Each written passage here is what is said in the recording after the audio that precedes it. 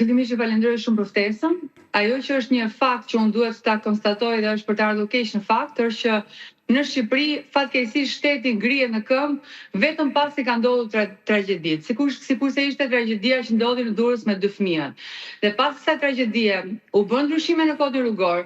E riteksoj që këto ndryshime në gjykimin tim nuk kanë patur asnjë analizë shkencore, ashtu sikurse tha dhe eksperti në studia, nuk janë analizuar vendimet, nuk janë analizuar shkaqjet e aksidenteve, nuk janë analizuar se cilët janë ata që kryen aksidente më shumë. Pra nuk ka patur një analizë shkencore, por kanë qenë ndryshime të diktuara menjëherë nga problemi që krijua nga humbja e jetës së 2 fëmijëve.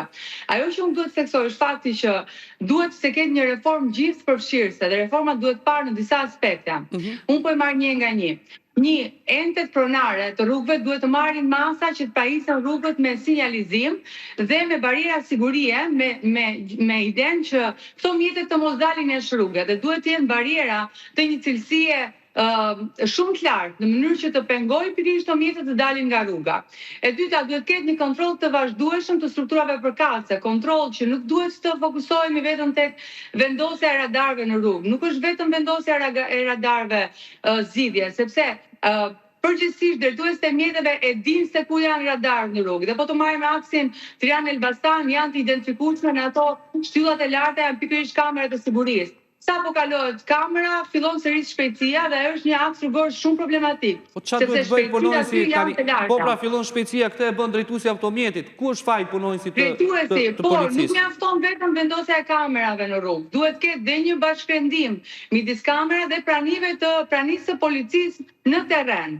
Më kupton sepse ajo që duhet kuptojmë është se duhet ketë një ndërgjegjësim nga ana e qytetarëve. Pra nuk është vetëm problematik shteti në të mes, janë dhe qytetarë që ende nuk janë të ndërgjegjësuar për faktin se si duhet të sillen në rrugë. Dhe kjo fillon që nga edukimi që duhet të futet edukimi mbi sigurinë rrugore në kurrikulat që në klasë të parë. Pra duhet që betat e ardhshëm ne ti mësojmë dhe ti shkollojmë me idenë që duhet të respektojmë rregullat e qarkullimit rrugor, jo nga frika e ndëshkimit, sepse nuk është frika e ndëshkimit ajo që e parandalon, por nga ndërgjegjësimi që nuk duhet të parakalojnë në mënyrë të gabuar, nuk duhet të tejkalojnë shpejtësinë dhe duhet të respektojnë dhe kalimtarët në rrugë, pra edhe përdoruesit e tjerë të rrugës.